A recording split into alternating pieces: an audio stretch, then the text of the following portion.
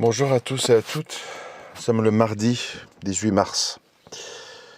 Vous savez, de temps en temps, j'aime bien faire des audios hors série, tout public bien sûr, à propos d'affaires judiciaires.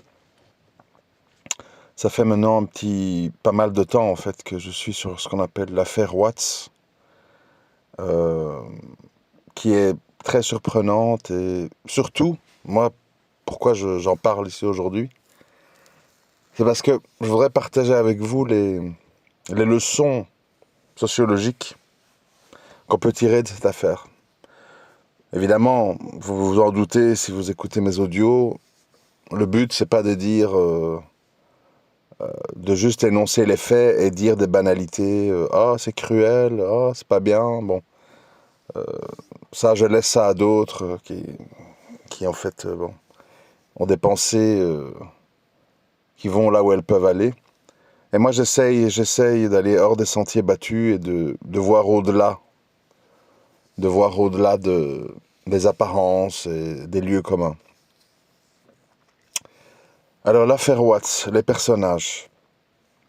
On a le mari, Chris Watts, la femme, Shannon Watts, et les deux petites filles, 4 et 3 ans, Bella et Crystal, je crois. Je suis pas sûr du nom de la deuxième, j'ai pas par cœur. Bella et Crystal ou Chrisline. Bref, c'est pas important.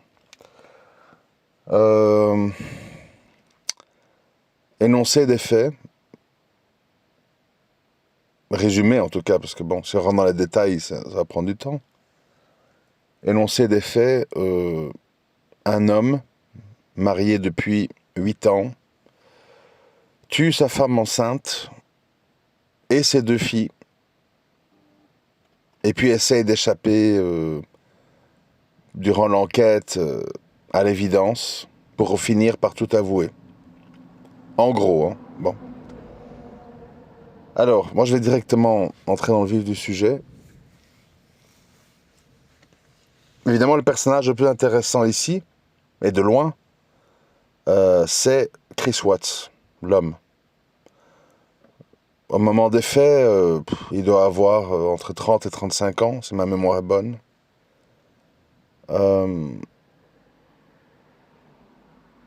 Cette affaire, elle est spéciale en fait parce que c'est une des rares affaires où on a une espèce de suivi vidéo de tout en fait. Parce que quand la police fait des inspections, les questions, et les interviews, les auditions, c'est filmé.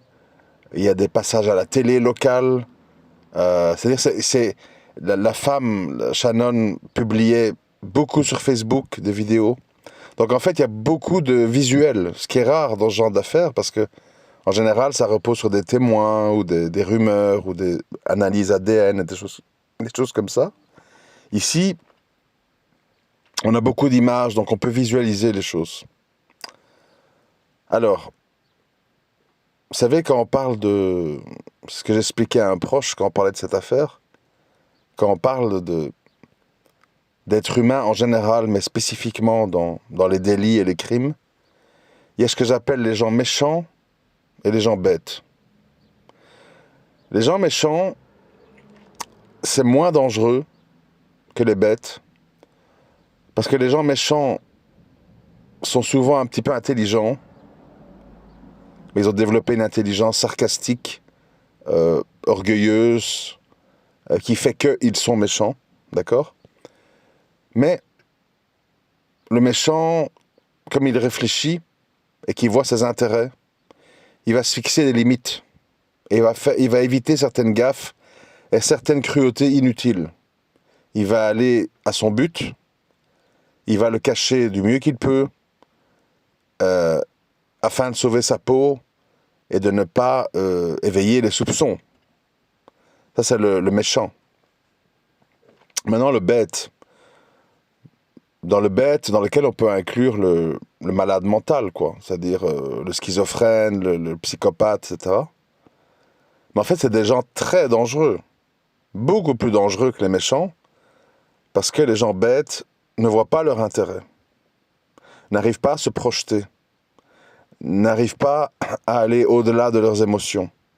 Et donc, ils font des gaffes, ils font des actes cruels, ils font des actes de violence inutiles parce qu'ils sont bêtes.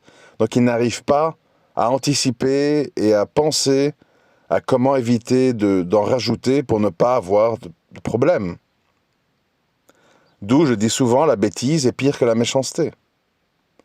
Parce que la bêtise n'a pas de limite, puisqu'elle ne réalise pas ce qu'elle fait.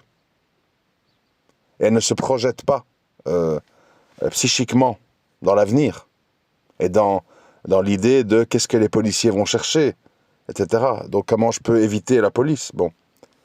Donc voilà, ça c'est déjà une première chose qui moi me vient à l'esprit dans cette affaire. La bêtise. Bon, dans le mot bêtise, on peut mettre beaucoup de choses. Hein. Le côté simplet du mari est certainement joue un facteur très important dans cette affaire. Alors, les faits. Selon mon analyse, bien sûr, parce que bon, ici il y a plein de versions, il y a plein de gens, et même des gens qui le défendent. Hein. Je sais qu'il y a beaucoup de femmes qui lui écrivent en prison, qui estiment que c'est sa femme qui l'a poussé à bout, etc. Et qu'en fait c'est pas lui, c'est sa maîtresse, machin, enfin bref. Ça je rentre pas là-dedans, c'est l'enquête policière. Moi ce qui m'intéresse c'est les profils psychologiques des personnages. Alors, ah oui c'est Bella et Céleste, voilà je me rappelle. Les deux filles. Donc, qu'est-ce qui se passe? Chris, c'est un jeune, à la base, un peu mal dégrossi. Il a un petit peu de surpoids, il aime Metallica, il aime les courses de NASCAR. C'est un petit peu un gars limite lourdeau. Un peu lourd, un peu lent, un peu pas très charmant, pas très dragueur, un peu pâteau, bon.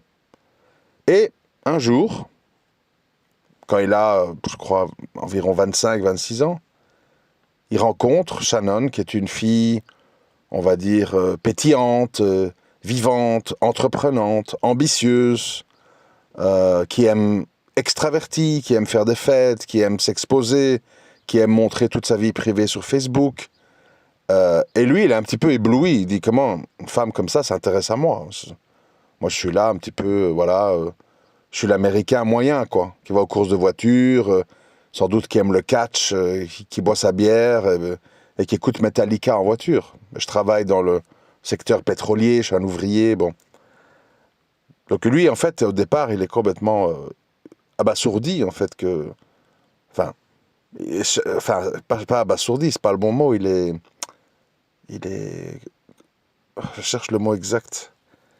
Il se sent en fait valorisé par le fait que ce genre de femme s'intéresse à lui. Alors évidemment, ben voilà, ils posent sur les photos, ils se présentent leur famille, ils se marient, et puis ils ont deux filles. Donc Bella et Céleste. Bella a 4 ans, Céleste 3 ans. Alors, ça c'est le postulat de départ. Après, c'est pour ça que je dis toujours dans les relations sentimentales, il faut se projeter.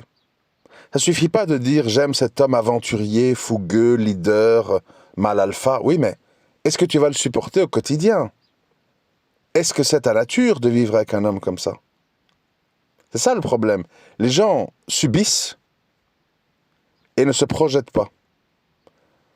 Et ils veulent vivre dans leur sensation de l'instant. Et pas dans, oui, mais quel genre de père ou de mère elle sera? Comment il sera au quotidien? Comment il sera de mauvaise humeur? Là, il est pétillant, on est au restaurant, on voyage, mais ça sera comment dans le ciel gris, dans notre HLM, tu vois? Mais bon, là, j'ai fait une parenthèse, je reviens au sujet. Avec le temps, ben, elle est ce qu'elle est, et lui, il est ce qu'il est. C'est-à-dire qu'elle entreprend plein de choses, elle est ambitieuse, elle veut une grande maison, elle veut les meilleures écoles possibles pour les filles.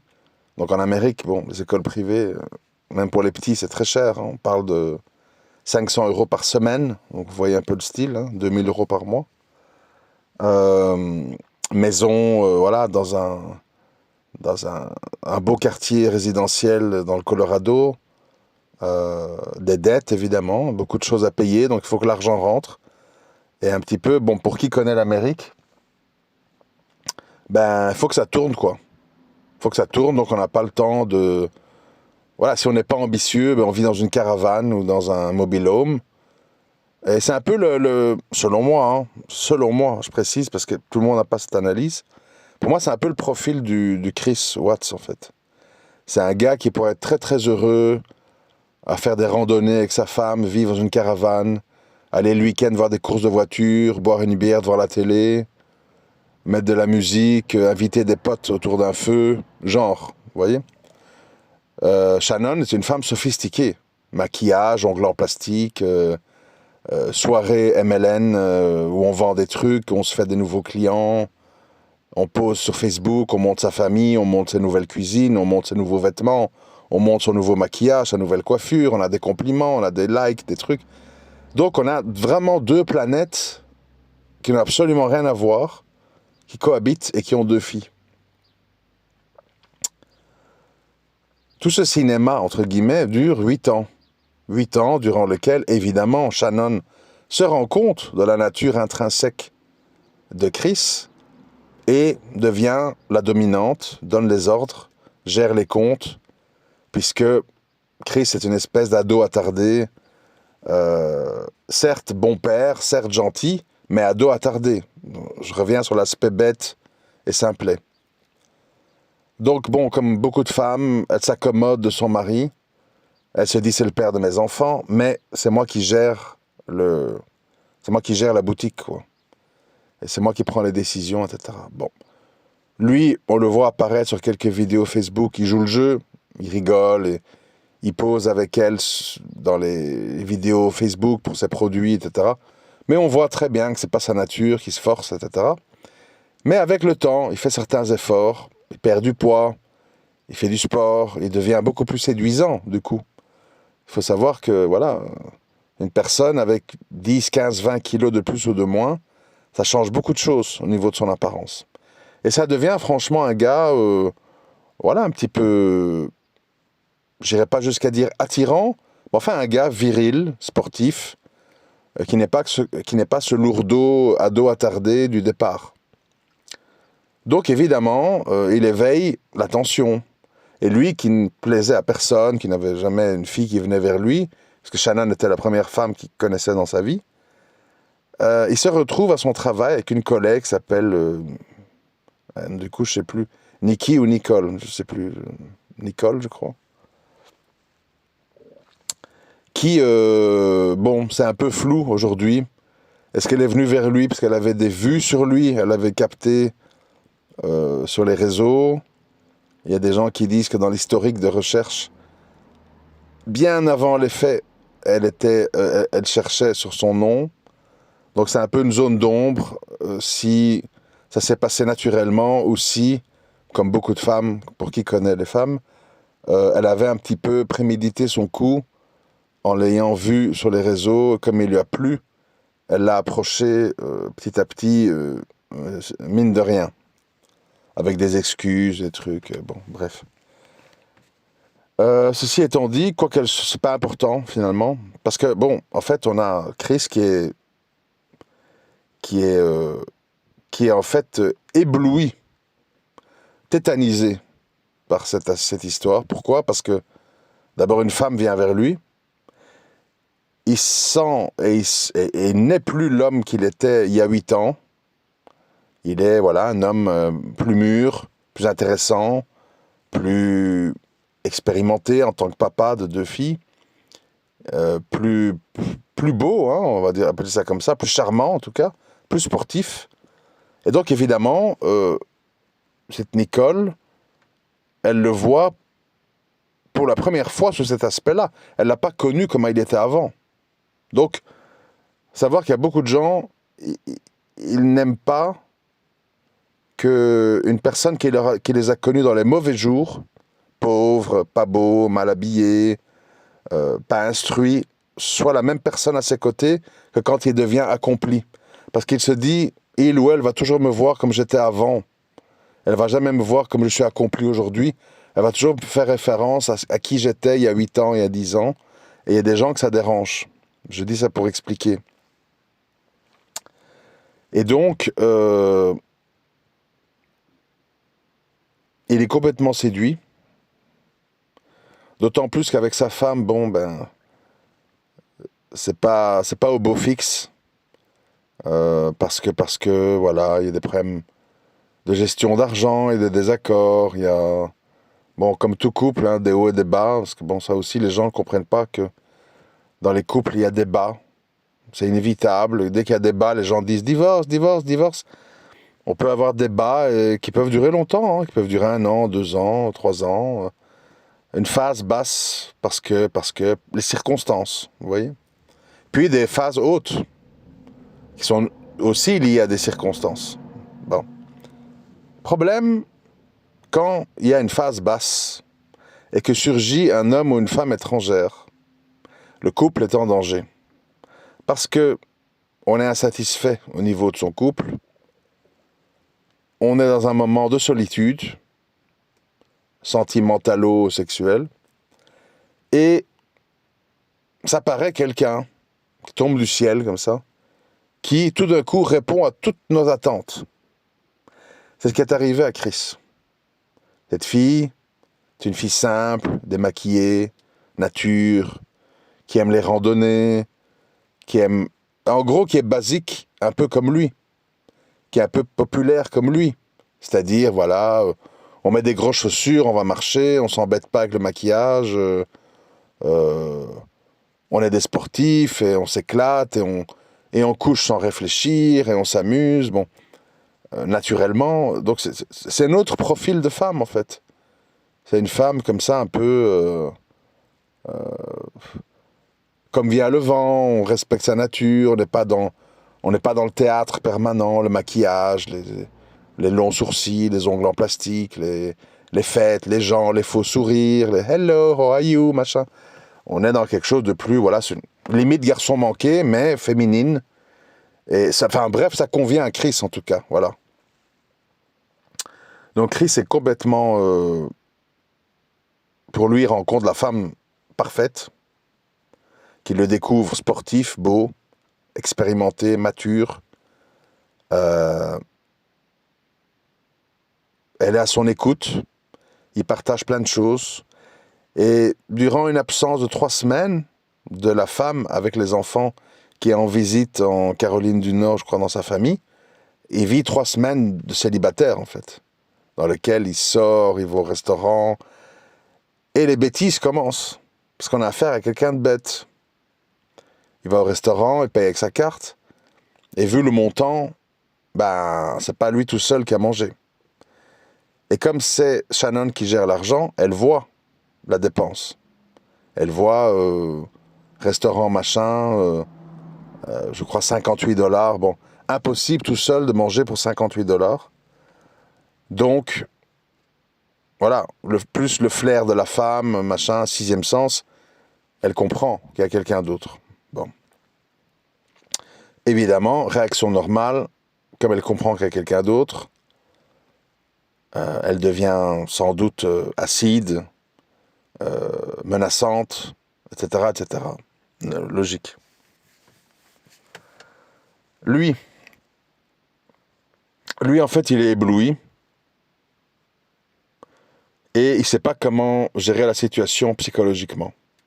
Parce que c'est un homme, en fait, désarmé, bête, pas beaucoup d'expérience de vie, connaît pas bien les femmes.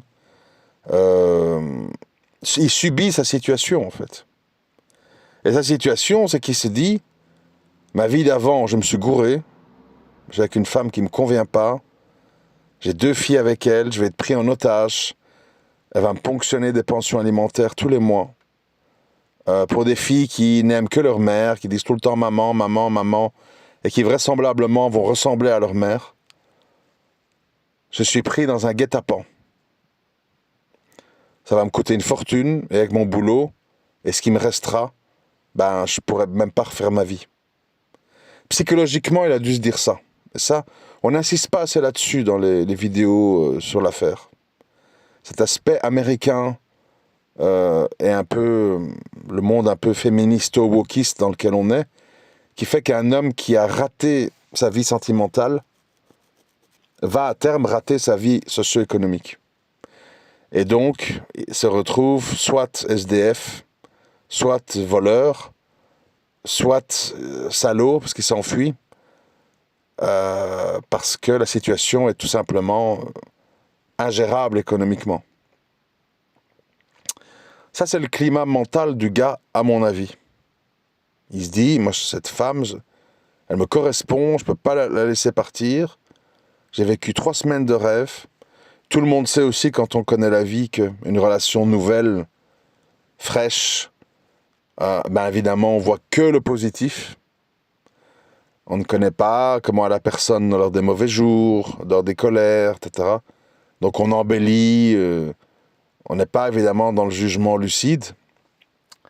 Tout ça mis ensemble fait qu'il y a un climat explosif. Au retour d'une journée pour son boulot, ses produits, etc., Shannon revient à la maison à 2h du matin, pardon. Certainement que le couple choisit ce moment-là pour régler des comptes. Sans doute, parce qu'on n'était pas là. Une discussion, des menaces, tu verras plus les filles, je ne t'aime plus, machin, je veux divorcer, oui, tu vas voir ce que tu vas voir, bon, un truc du genre. Comme le ton monte, et qu'il en est la nuit, ben, les filles se réveillent. C'est ça l'histoire. Les filles se réveillent. Lui, complètement dépassé par ses émotions, pris entre ma femme me menace, ma maîtresse est dans mon cœur, je suis pris au piège, qu'est-ce que je fais? Je verrai plus mes filles, je vais passer pour le salaud. On va dire que j'ai trompé ma femme, j'ai abandonné mes filles. Hein. Il s'est mis dans une espèce de folie mentale qui fait qu'à un moment donné, si j'ai bien suivi, parce que bon, c'est pas le plus important, il a étranglé sa femme, tué sa femme, en gros. Et bon, jusque-là, on va dire, bon, c'est déjà assez dramatique comme ça. Mais c'est là où l'histoire est un peu incroyable, je trouve. Il va, sans doute, parce qu'elles se sont réveillées, et elles ont ouvert la porte, elles l'ont vu tuer leur mère. À 3-4 ans, on n'est pas dans l'âge de raison, mais enfin, surtout des filles qui évoluent plus vite que les garçons, elles savent déjà parler et décrire une situation, en tout cas Bella. Certainement qui a été dit, qu'est-ce que tu as fait à maman? Pourquoi tu as fait ça à maman? Où est maman? Pourquoi maman se réveille pas? Des trucs du genre, quoi. Lui, déjà dans une spirale émotionnelle folle, ne sait pas comment gérer la situation. Ses filles l'ont vu, ses filles sont en âge de parler, et ses filles posent des questions. Il improvise, et il se dit, je tue tout le package en fait. Mère et fille. De toute façon, c'est ses filles. Elles sont issues d'elle, que je n'aimais plus ou pas. Il tue ses filles. Donc on se retrouve au milieu de la nuit avec 3 cadavres. De nouveau, il improvise. C'est pas un méchant, c'est un bête. Exceptionnellement, alors qu'il ne le fait jamais, il recule son pick-up à 5h du matin devant son garage. Là-bas, il charge les corps emballés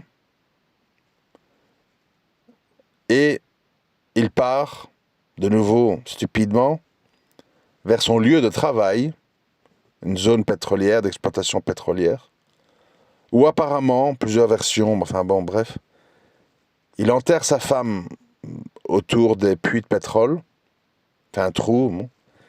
Et alors, c'est ça qui est terrible, il met ses filles chacune dans un silo à pétrole.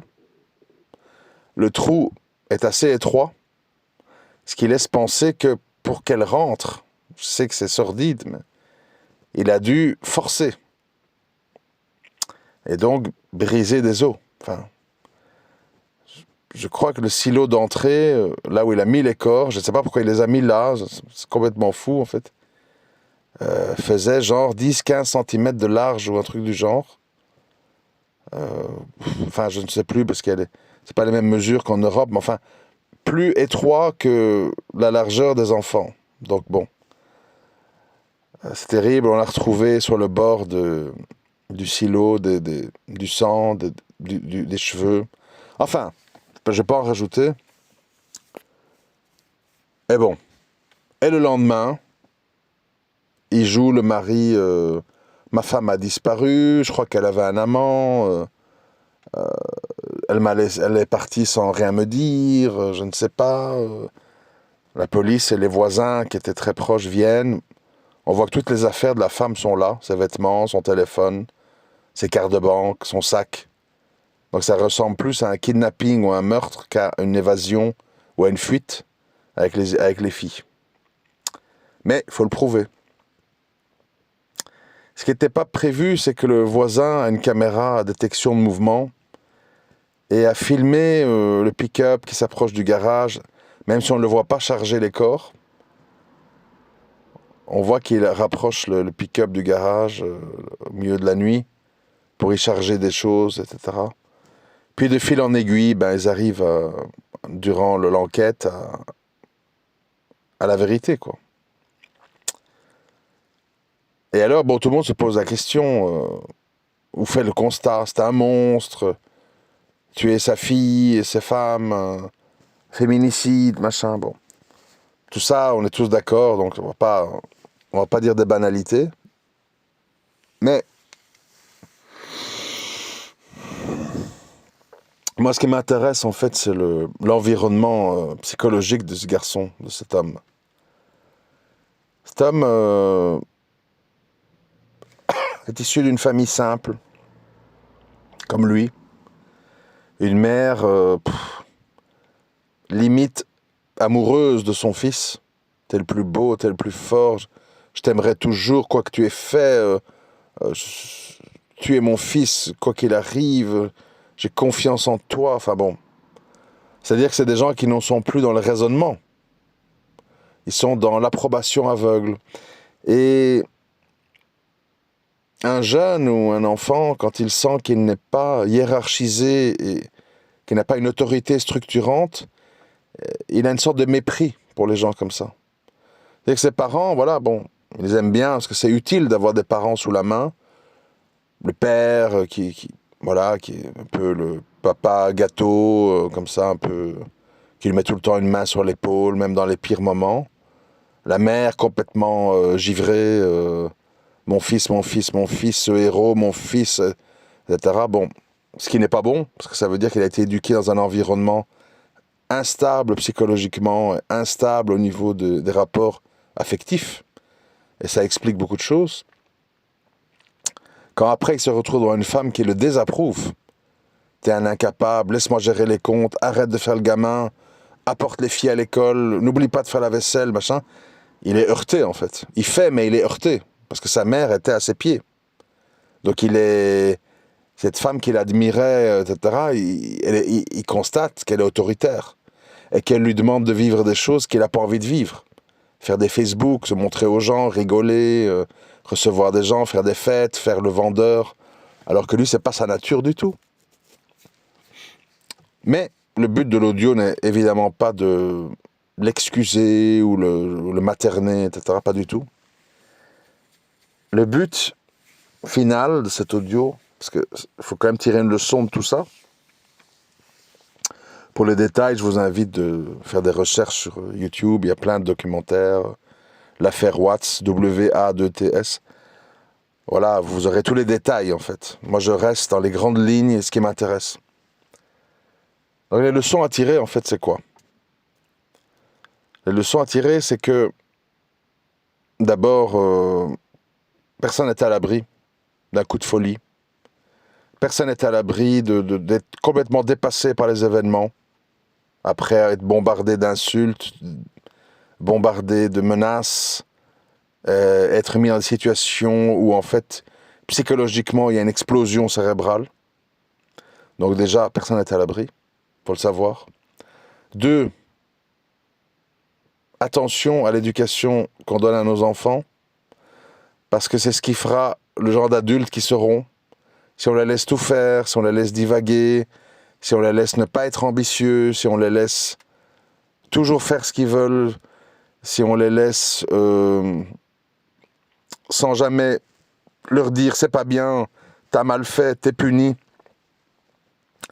Une notion du bien et du mal très floue, un espèce d'instinct de toute puissance sans conséquence. Donc voilà, ça c'est la deuxième chose que je vois. Troisième chose, au niveau du choix du couple, il faut arrêter avec le physique, les paillettes, le sexe, tout ça en fait. Et il faut se dire, sur le fond, cette personne-là, est-ce que je peux vivre longtemps avec elle ou avec lui? Ou c'est possible tant que je me soumets complètement à sa façon d'être, à ses ordres.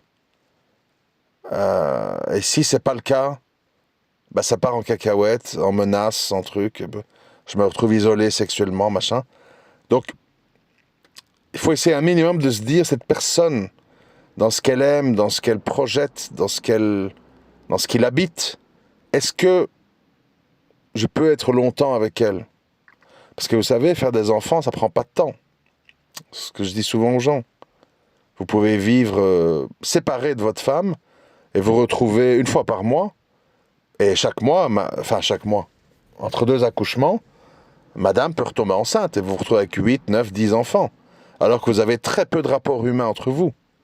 Juste, vous venez durant les périodes d'ovulation, boum, tous les ans, tous les 2 ans, et un enfant. Donc, c'est pas l'aspect enfant qui compte. C'est l'aspect, est-ce qu'il y a des choses qui vous réunissent? Est-ce qu'il y a des choses que vous estimez les uns des autres? Est-ce que cette personne correspond à ma nature intrinsèque? Et pas ma nature projetée, parce que, en fait, jusque 28 ans, 29 ans, Chris, c'est pas le Chris qui est en prison. C'est un gars, je répète, gros jeans, on va voir des courses de voiture, on boit une bière, voilà, on écoute de la musique hard rock à fond, voilà, un petit peu, on s'extériorise comme ça. Lui se retrouve un peu sportif, mince, moderne, à cause de sa femme. Mais c'est pas sa nature. Et comme c'est pas sa nature, ça se termine tragiquement. Aussi parce que, on le voit dans beaucoup d'affaires, certains hommes, pas tous, heureusement, assimilent leurs enfants à la mère. Et quand la mère ne leur convient plus, ils sacrifient les enfants. Aussi.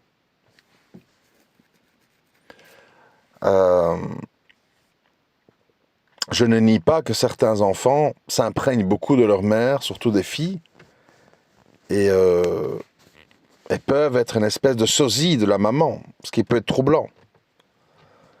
Mais évidemment, c'est pas du tout logique, c'est excessif, c'est injuste, etc. De nouveau, une réflexion que je me suis faite, que j'ai dit à quelqu'un pendant que j'étudiais cette affaire, j'ai dit au final, il vaut mieux être un salaud qu'un meurtrier. Chris, si pendant que sa femme n'était pas là, elle était en Caroline du Nord, avec les enfants, il aurait fait ses paquets. Il serait parti avec sa maîtresse. Et il aurait refait sa vie dans un autre état, en laissant une lettre, un SMS. Bah, certes, c'est un salaud qui abandonne sa famille, mais on ne se retrouve pas avec 3 morts. Donc ça aussi, j'ai envie de dire, dans la vie, beaucoup de gens, ils laissent les choses aller trop loin. Et puis, il se passe des choses graves. Combien de gens, je l'ai déjà dit, combien de gens j'ai pu croiser dans ma vie, en détention, qui sont là pour des crimes ou des délits passionnels. Parce qu'ils ont laissé les choses aller trop loin. Ils n'ont pas mesuré la gravité des faits. Et puis, ça leur explose à la figure. Et c'est le drame. Et c'est pas des blagues. Même un crime passionnel, même avec des excuses et des machins, des raisons, ça va chercher en général dans 10, 15, 20, 25 ans de prison. C'est pour ça que je dis aux gens, parce que je voyais un fait divers, un autre ici, qui s'est passé dans ma région, les histoires de tromperie, enfin tout ça, bon, à un moment donné, c'est complètement stupide quand on dit l'homme a tué l'amant, puis il a tué sa femme. En les tuant, tu leur fais un cadeau, en fait. Tu valides leur perversion en sacrifiant ta liberté. Et évidemment, tes enfants finissent placés. Donc c'est le fiasco général, en fait. Non. Ce qu'il faut faire, c'est de dire, c'était effectivement une mauvaise personne. J'ai cru, je me suis trompé. J'ai fait semblant de rien. Je fais mes pactages. Et puis je pars. Et puis c'est tout. Et puis moi, ma vie, elle continue. Ma vie ne s'arrête pas aux élucubrations sexuelles de ma femme ou mon mari et à ses instincts de menteur. D'ailleurs, c'est pas toujours de la perversion, les histoires de tromperie. Des fois, c'est des gens qui ont des troubles médicaux. Il y a des gens, j'ai déjà entendu, ils ont des besoins comme ça, irrépressibles, 2 fois, 3 fois par jour. Bon, c'est maladif, quoi. Il y a des gens, ça va pas résister à une sollicitation sexuelle ou sentimentale, femme et homme. Un compliment par-ci, une caresse par-là, et crac boum, ils sont complètement pris psychologiquement.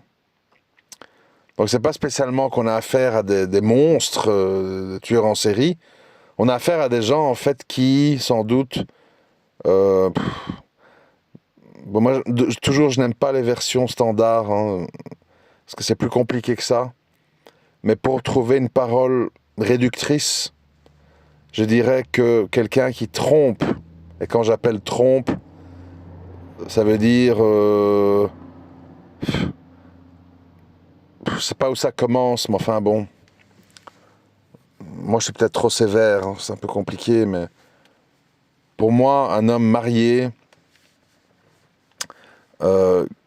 qui se retrouve dans un dîner tête à tête ou à tenir la main, pour moi c'est pas faisable si cette personne aime sa femme, c'est pas faisable. Donc bon, la coucherie, c'est une sorte d'apothéose dans lequel en fait c'est très très grave, parce que beaucoup de gens minimisent aujourd'hui.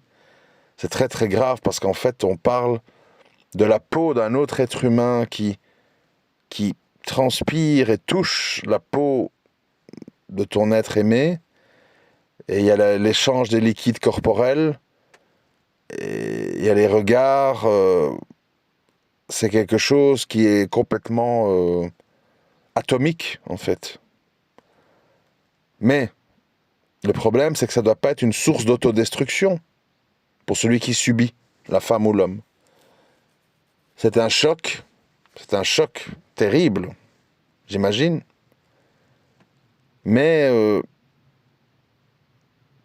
il faut se dire, est-ce que c'est normal que je paye judiciairement pour des gens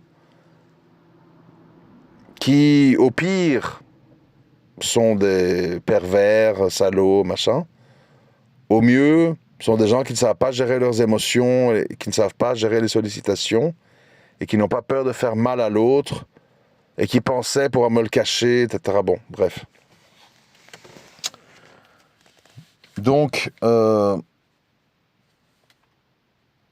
ici, ça s'est terminé comme ça, dans l'affaire Watts.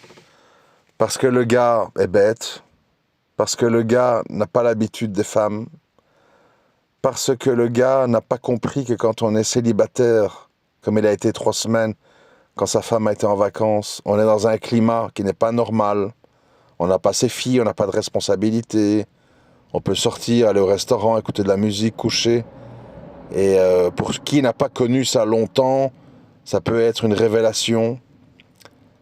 Et ça peut mener très loin, comme à des meurtres, quand on ne sait pas gérer la situation.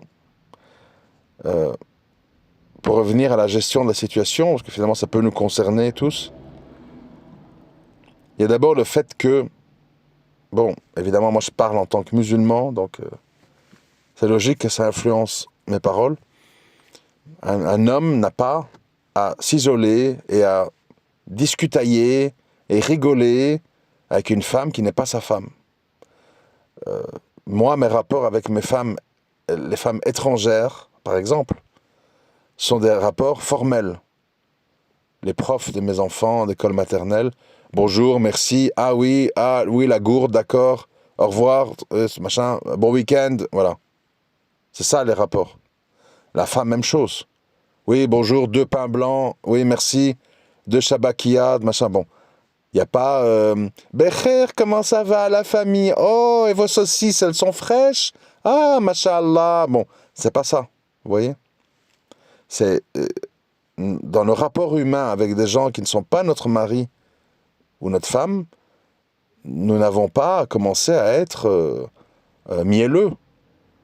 Parce que le mielleux va amener du mielleux et ça va amener une situation qui n'est pas intéressante. On n'est pas en rue pour commencer à s'imaginer des scénarios embellis, alors qu'on sait que tout le monde galère, tout le monde va aux toilettes, tout le monde dort, tout le monde va mourir, tout le monde est malade, tout le monde ne sent pas bon s'il ne prend pas de douche, s'il ne se parfume pas, tout le monde ne sent pas bon de la bouche s'il ne se lave pas les dents. Bon, on sait ça. Mais si on se met dans un climat où on se met à comparer quelqu'un avec qui on vit H24, avec quelqu'un qu'on croise au boulot, qui sent le parfum frais et qui est là de bonne humeur, qui a la pêche, on n'est pas dans une comparaison saine, on est dans une comparaison tronquée. Et donc si, avec cette situation ambiguë, on a des rapports amicaux et chaleureux et mielleux avec une femme ou un homme étranger, il n'est absolument pas étonnant que ça débouche sur quelque chose. Parce qu'après, on pose des questions. Tiens, tu écoutes quoi comme musique? Ah, moi aussi. Ah, c'est vrai, c'est quoi ton morceau préféré? Et on rentre dans l'intime. C'est inévitable. C'est inévitable. D'ailleurs, moi, personnellement, je suis étonné qu'il n'y ait pas plus d'histoires comme ça, vu le mode de vie des gens que je vois qui m'entourent. Mais bon, en tout cas, il y a beaucoup de divorces. Ça, c'est vrai que... Après, les raisons, on ne les connaît pas toujours. Mais c'est ça, en fait, l'affaire Watts. C'est une affaire de bêtises, d'immaturité, de choc mal géré, de déception mal vécue. Il faut savoir aussi, j'ai oublié de le dire, que la famille de Chris n'aimait pas sa femme. Pour les mêmes raisons que j'évoque ici. Trop sophistiqué, montre trop sa vie privée, parle trop maquillé, trop ceci, trop cela, pour des gens très simples. Donc en fait, elle convient ni à la famille, ni au mari. Et c'est une relation qui va nulle part en fait. Mais il y a 2 enfants. C'est pour ça que je dis, avant de faire des enfants, il faut vraiment, de nos jours, vu les circonstances, il faut vraiment savoir à qui on a affaire. Même si on ne le sait jamais vraiment, mais en gros, la nature des gens. Et après, si on la connaît, la nature des gens, et qu'on fait quand même des enfants, moi je trouve que même déçu, même frustré, il faut assumer. Parce qu'après, ça va être une avalanche d'histoires. Les autres, moi qui ai un peu vécu, je peux vous dire qu'au final, quand on gratte, quand le temps passe, un homme c'est un homme, une femme c'est une femme. Plus le temps passe, plus en fait les différences sont subtiles. Mais le fond, on est tous les mêmes. Mais on est tous les mêmes dans ce qu'on est.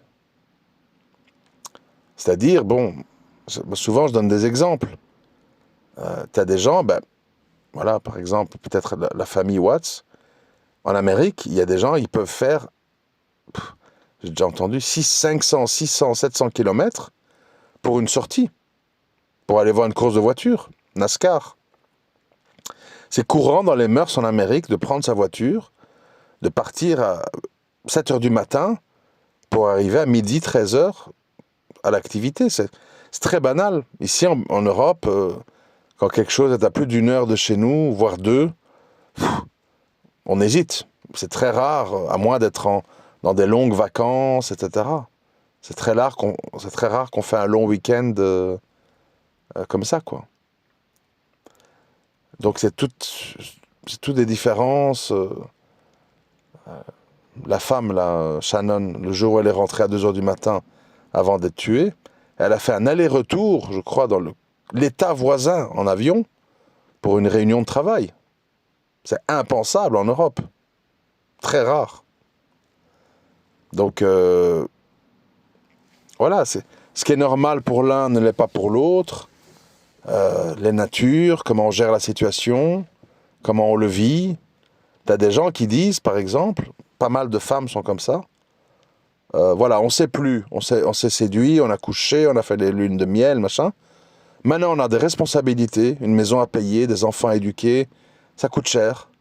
Là, maintenant, en fait, on est tous les deux des mercenaires et on ramène de l'argent pour construire le nid familial. Et si on a le temps, de temps en temps, pour quelque chose, bon, on couche ensemble, on se fait un restaurant, mais le reste du temps, tu cours, je cours, on ramène de l'argent pour fortifier le nid. En Amérique, encore plus, parce qu'il n'y a pas tous les assistances sociales qu'il y a ici en Europe. Donc, si on n'est pas ambitieux, si on n'est pas débrouillard, si on n'est pas extraverti, on est mal barré, en fait. On va devenir... C'est pour ça qu'il y a plusieurs Amériques. Il y a une Amérique des affaires, il y a une Amérique profonde, il y a une Amérique chrétienne, il y a une Amérique de l'immigration mexicaine. Enfin, l'Amérique, ça veut tout dire, ça veut rien dire. Et ici, c'est la rencontre de 2 Amériques, en fait. Chris et Shannon, et ça se termine tragiquement, en fait. Ça se termine tragiquement parce qu'il trouve ce qu'il pense lui correspondre, après 8 ans de mariage et 2 enfants, avec une femme dont il ne sait rien.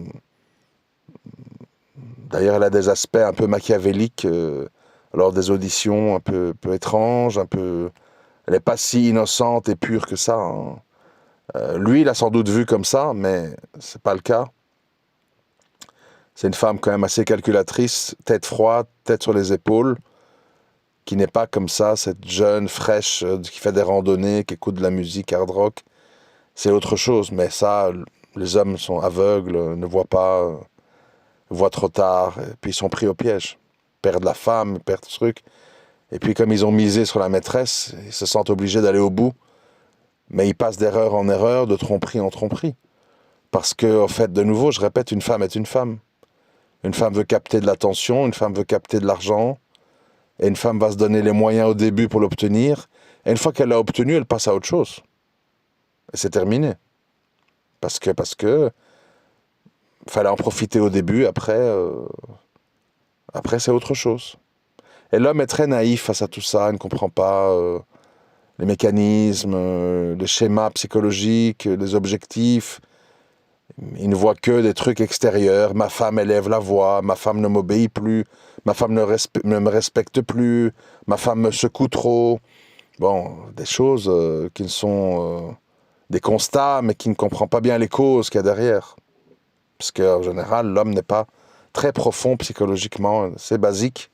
Et donc, il ne comprend pas toutes ces finesses et des mécanismes de la psychologie féminine qui sont de loin plus sophistiqués que la psychologie masculine qui, en général, est assez simple. Ce que d'ailleurs beaucoup de femmes reprochent aux hommes. Tu es trop simple, tu es trop si, cette situation qui ne va pas, à toi te convient.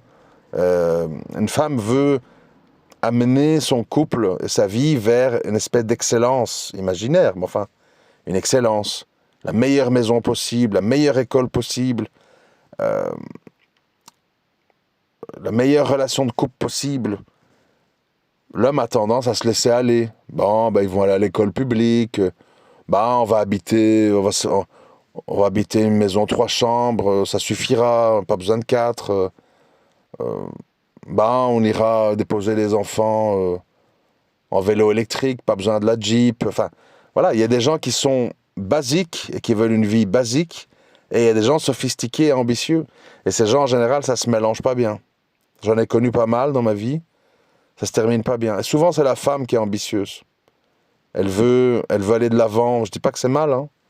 Elle veut aller de l'avant, elle veut progresser, elle veut monter dans l'échelle sociale, elle veut la reconnaissance publique, elle veut la meilleure éducation et protection possible pour ses enfants. Et elle va pousser le mari à devenir comme ça. Et s'il ne le devient pas, il devient un ennemi à abattre, qu'elle finira par soit détruire psychologiquement, soit tromper, soit quitter. Et donc l'homme, si entre-temps de tout ça, il rajoute à cette problématique la tromperie avec une autre femme, ben là, évidemment, c'est un déferlement de haine et de menaces. Et la pire des choses à faire dans ces cas-là, c'est de tuer. Parce que tu voles au trou pour 20-25 ans. Donc voilà. Bon, on est à 50 minutes, super long. Ben, bon, il n'y aura pas de partie 2, parce que c'est une affaire assez simple, hein. Il n'y a pas de mystère. Tout a été avoué et admis. Bon, même s'il y a des rumeurs sur le rôle de Nicole ou Nikki, je ne sais plus son nom, la maîtresse. Qu'est-ce qu'elle aurait fait, pas fait, dit, pas dit. Bon, le fond, c'est ça, en fait. Le fond, c'est ça. Et le reste, c'est beaucoup de discussions de comptoir. Mais c'est le choc de deux Amériques, de deux visions, et qui ne devraient normalement jamais se rencontrer. Parce qu'ils ne partagent pas grand-chose. Et ce qui est évidemment très sordide dans cette affaire, c'est le fait de comment ces deux filles ont été tuées, et puis cachées. Parce qu'imaginez, dans les silos, il faut déjà les rentrer, les corps, et puis tremper dans le pétrole comme ça, des cadavres. On les a retrouvés dans un état quand même assez catastrophique. Voilà, voilà. À très bientôt, je vous remercie de m'avoir écouté. Et si vous avez des commentaires, des contre-avis, des choses à rajouter sur cette affaire, vous avez les commentaires pour vous exprimer. Merci beaucoup.